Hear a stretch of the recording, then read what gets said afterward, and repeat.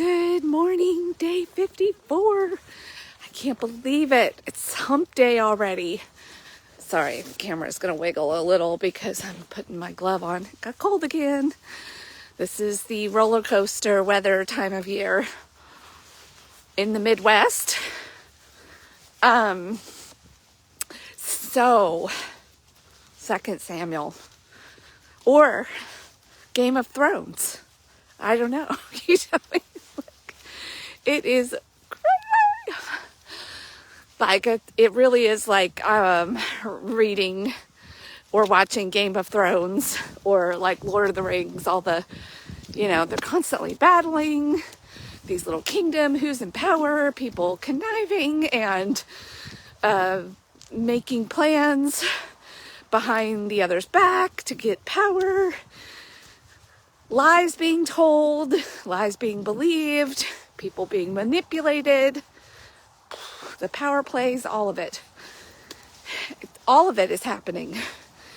And what I picked up on as a theme through reading about 15 chapters this morning was mixed messages and the chaos that creates.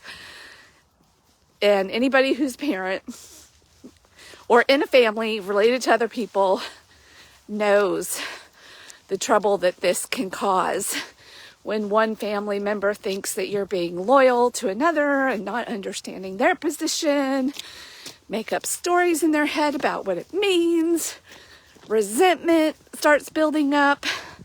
But because you're family on the surface, maybe you're still nice to each other because you're supposed to be.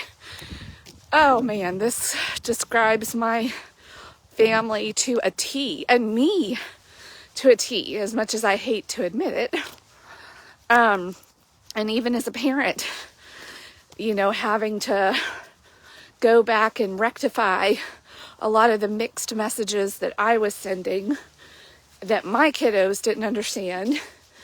And now that they're a little bit older and I'm doing some of this deep work to fix some of the chaos that I have contributed to and stories that they've believed because maybe it seemed like I was favoring one over another. Oh my gosh. We humans. And there was one really interesting nugget of a story in all of this chaos where David is on the run because his son Absalom has devised this plot and was succeeding in taking over as king. And so he's got David on the run. And while he's on the run, he comes across a man who was part of Saul's tribe or family. And this guy comes out and starts throwing rocks at David. And of course, David's men were like, oh, we'll get him, and he says, what? Stop. Who do you think you are? I didn't ask your opinion. If God has told him to curse me, then let him. Maybe I deserve it.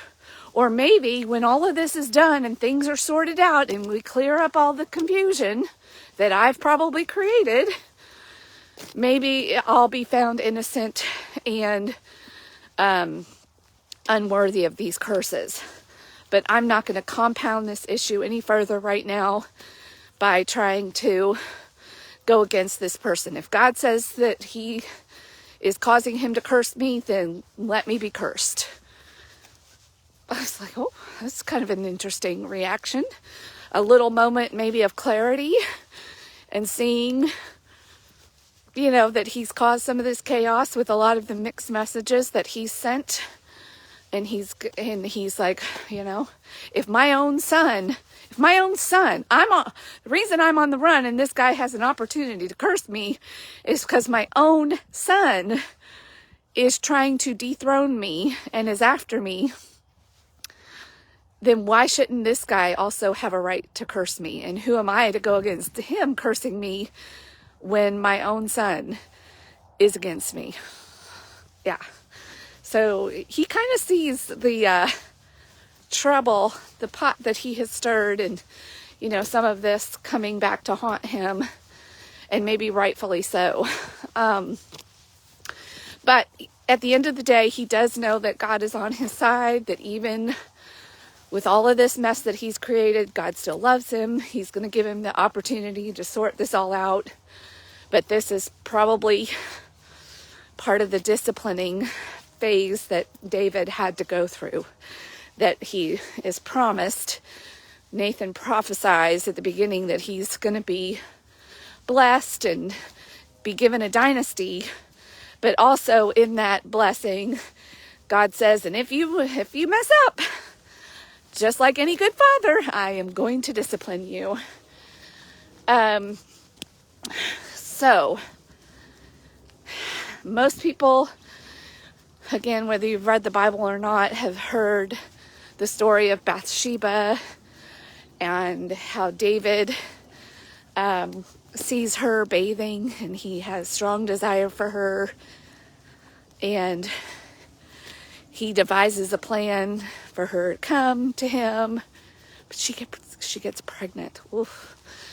And rather than coming clean and admitting what he did, he becomes a lot like Saul and some of the other humans that we've been introduced to. He's like, oh, I got to cover this up. Nobody can find out.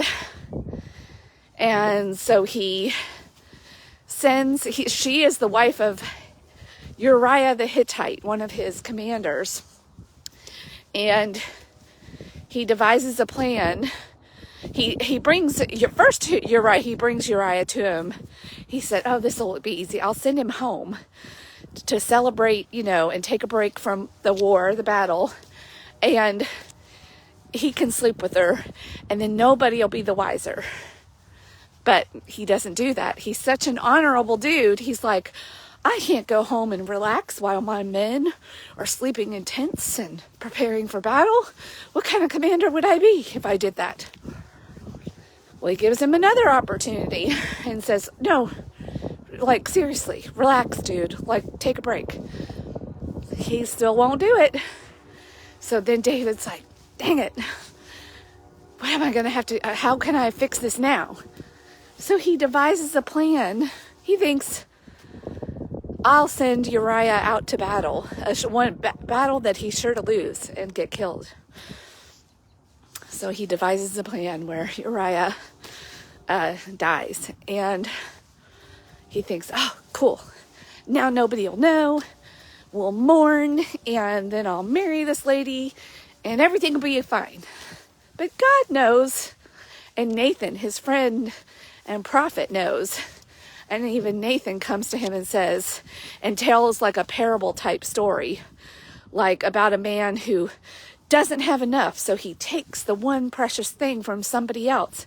What kind of punishment does that guy get? And David's like, he should be killed. Like, that is wrong. And Nathan's like, dude, it's you.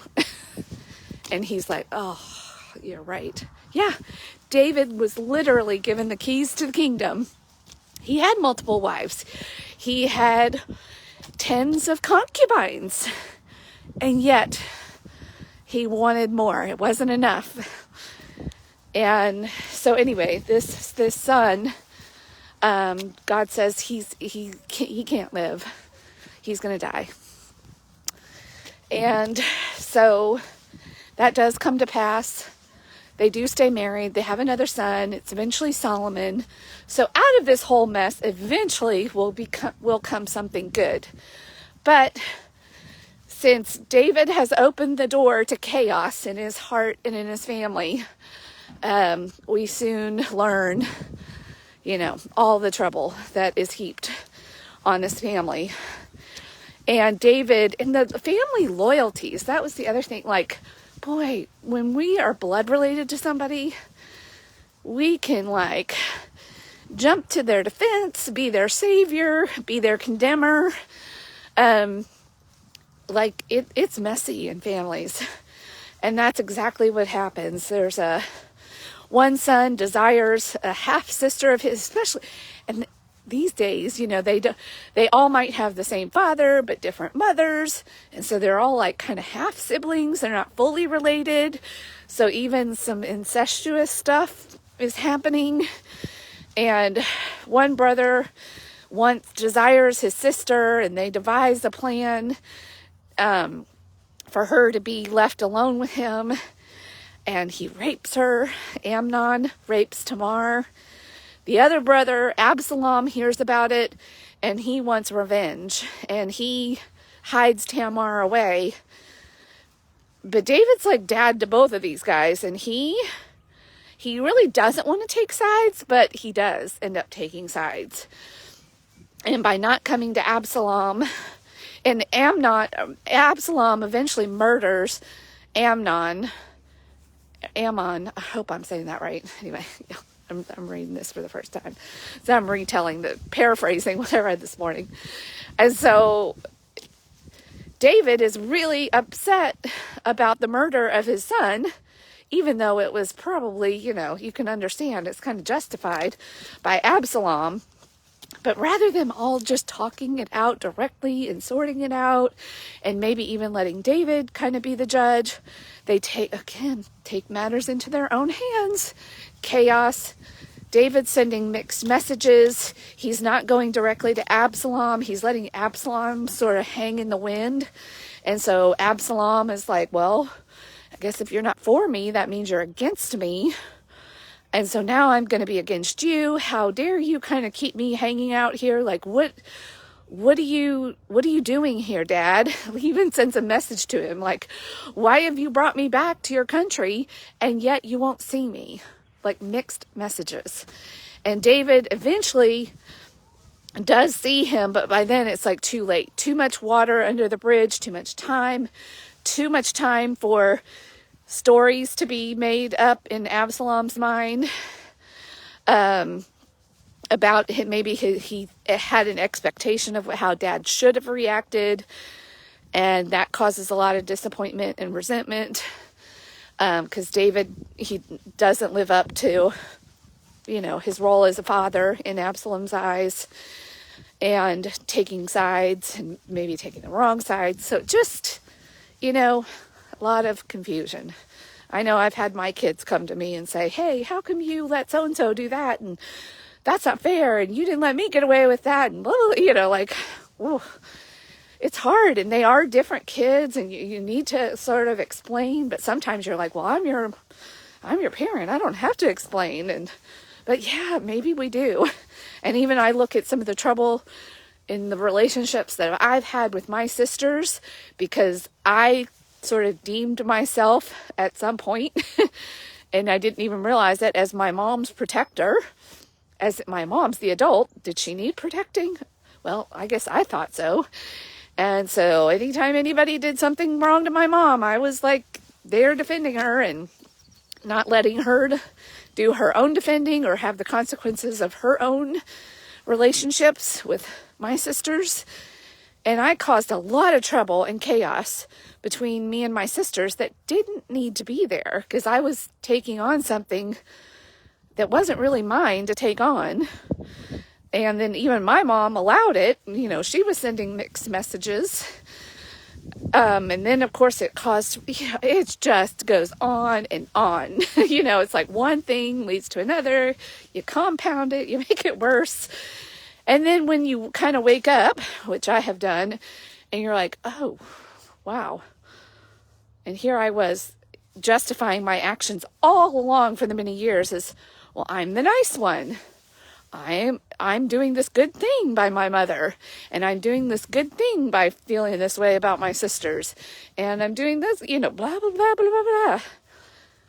It wasn't so nice at the heart of it. It was me trying to manipulate and make sure that I was always seen as the good guy, the nice one. Am I saying this out loud? Ugh. So anyway, eventually Absalom gets killed. David is restored, to the kingdom. But man, he suffered a lot of pain in his family. A lot of these brothers and sisters suffered. because we are meaning making machines. And so if things aren't explained to us in a satisfactory way and within enough time, well, our brains will just go to town with solving that problem and making whatever it means make sense to us. And then we jump to a lot of assumptions and conclusions. We make a lot of assumptions, and jump to a lot of conclusions. And then off to the races we go. Off with their heads. Right? That is what was happening all over the place here. And we haven't even gotten to Solomon yet. So hopefully Solomon, he's going to arrive on the scene soon and bring some wisdom to this situation. Because we need some, man. Chaos and the trouble. And I know I'm not alone in this. I coach in a really large community with thousands of women. Like, we all have the same story, and we all come to each other and you're like, oh, me too. You too? Me too. Oh, yep, that's me. That's my family. So I know I'm not alone in this, and I would love to give you hope, and I hope David is going to give us hope soon too, that you can own up to this. That's the name of my coaching program. Own it for good.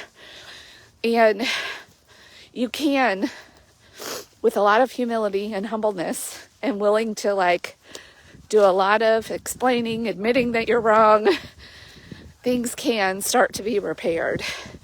And you can also start to let go of some of the unhealthy things that you've held on to for other people or in the name of other people, and let people handle their own shiitake, if you know what I mean. So I know today is a little bit longer one. Covered a lot of ground again. Game of Thrones. If you want to read the original Game of Thrones, go read 1st and 2nd Samuel. Yeah, and you'll see where everybody, or Lord of the Rings, or whatever epic adventure floats your boat. These are some of the original stories that inspired a lot of that.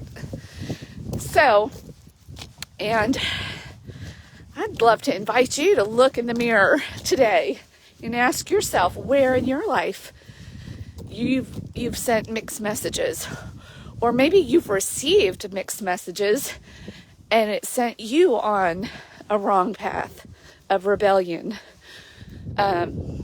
like Absalom, and taking matters into your own hands and maybe really taking up arms against somebody. A lot of forgiveness that needs to happen, forgiving of ourselves. If you want peace anyway, and if you want restored relationships. If not, keep on keeping on with the chaos. All right, that's all I have for today. That's enough, right? Oh my goodness. All right. Have a great hump day.